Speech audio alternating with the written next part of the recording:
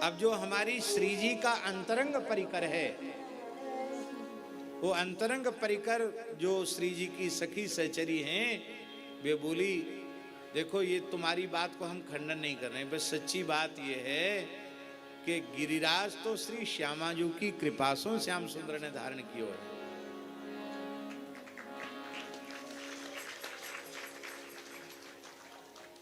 इसी भाव का एक दोहा ब्रज में बहुत प्रसिद्ध है। कछु माखन को बल बढ़ो, कछु गोपन करी सहाय, राधा रानी की कृपा सो गिरिवर लियो ठाव। और परम पूज्य बक्सर वाले महाराज जी एक बहुत अच्छी बात कहते हैं, बोले ये एक प्राण दो देह है, इसलिए श्री कृष्ण के भी श्रीअंग में अर्धांग श्री राधा रानी का है और श्री जी के भी श्रीअंग में अर्धांग श्री कृष्ण का है।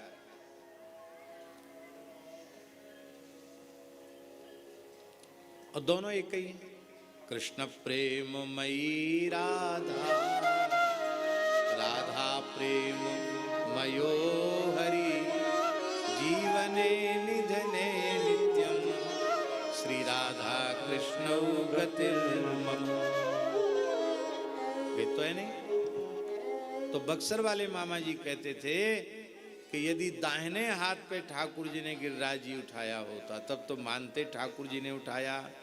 उनके श्रीअंग में बामांग तो श्री किशोरी जी का है, इसलिए गिरिराज तो श्री किशोरी जी ने धारण किया और यश अपने प्राण जीवन धन श्याम सुंदर को दिया।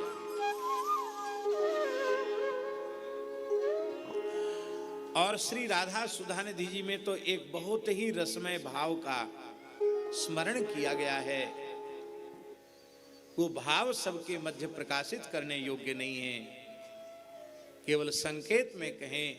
सखी कहती हैं कि तुम क्या गर्व करते हो कि हमने गिरिराज 7 दिन 7 रात तक धारण किया।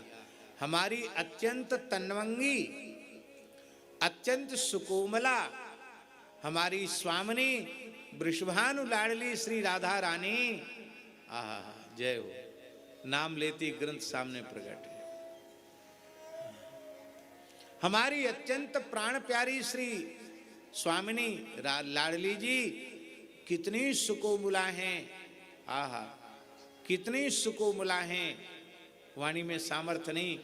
उनके सौंदर्य, माधुर्य, लावण्य और सौकुमार्य के वर्णन की सामर्थ्य शेष शारदा में भी नहीं, श्री कृष्ण में भी नहीं। सर्वसमर्थ हैं पर इनमें भी नहीं। इतनी सुकुमारी हमारी स्वामिनी निरंतर युगल गिरिराज, स्वर्ण गिरिराज अपने वक्ष पर धारण करती हैं, बिना श्रम के धारण करती हैं। इसलिए हे गोविंद तुम गर्व मत करो। जय जय श्री राधे।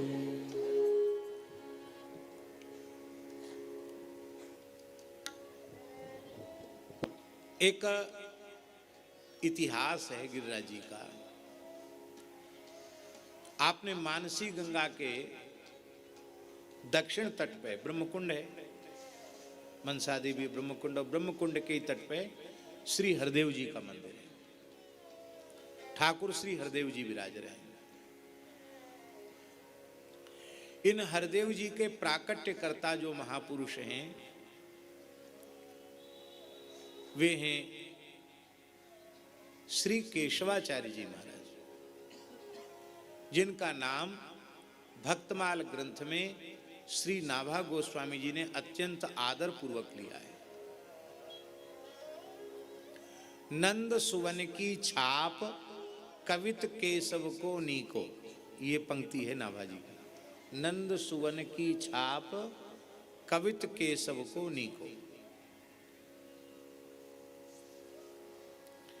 ये हरदेव जी के मूल पुरुष थे केशवाचार्य जी महाराज, विष्णु स्वामी परंपरा के थे। आप रसिक भक्त थे, अनन्य युगलोपासक थे। श्री उनका प्राचीन ग्रंथ है जिसमें ये इतिहास लिखा हुआ है। उस ग्रंथ का नाम है श्री केशव यश चंद्रिका। क्या नाम है? श्री केशव यश चंद्रिका।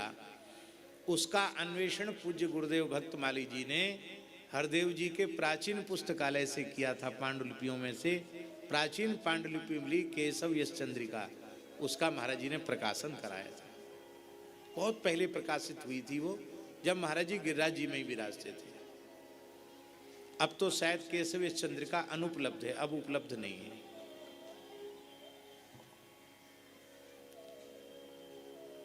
उसमें वर्णन है केशव यश चंद्रिका में। केशवाचार्य जी भजन करते तो ठाकुर जी बार बार दर्शन देते,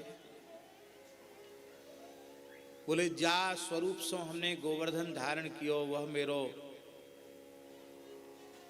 इंद्र दमन स्वरूप,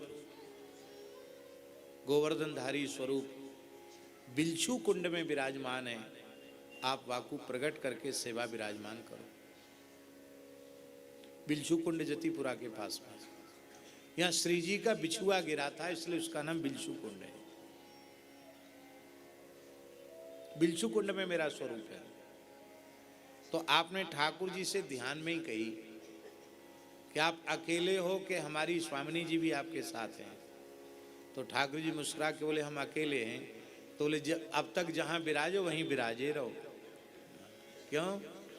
बोले आप जो है, आपको भरोसा नहीं है, आप कब आए जाओ कब चले जाओ, इतने गोपी तो आपको रोक नहीं सकी, रास के बीच में आप अंतर्धान है गए, तो फिर हमें रोना पड़ेगा। इसलिए श्री जी साथ में होंगी तब आप में स्थिरता रहेगी। हैं? बिना श्यामा तुम नहीं थिर, बिना श्यामा जी के तुम्हारे में स्थिरता नहीं। इसलिए हमारी किशोरी जी साथ में होगी तो हम सेवा में पधराएंगे, नहीं तो जहां विराजो वहीं विराजे रहो। तब श्री ठाकुर जी ने ये इतिहास सुनाया, हरदेव जी ने यह इतिहास सुनाया कि जब हमने गोवर्धन धारण कियो तो हमारे मैया बाबा को बड़ी चिंता है, नंद बाबा यशोदा मैया को, कि हमारे लाला पे सबरो जोर पर रहे हो है, अब कैसे होगी, कैसे ये धारण की करेगो। तो वह समय हमारे बाबा ने, नंद बाबा ने अपने कुल गुरु कुल पुरोहित सांडिल महर्षि से पूछी कि हे सांडिल जी आप बताओ, ऐसो कछु अनुष्ठान बताओ, ऐसो कछु पूजा पाठ करवाए दो कि हमारे लाला में बल की कमी नहीं पड़े। सांडिल जी ने कहा इसका उपाय तो है। क्या उपाय?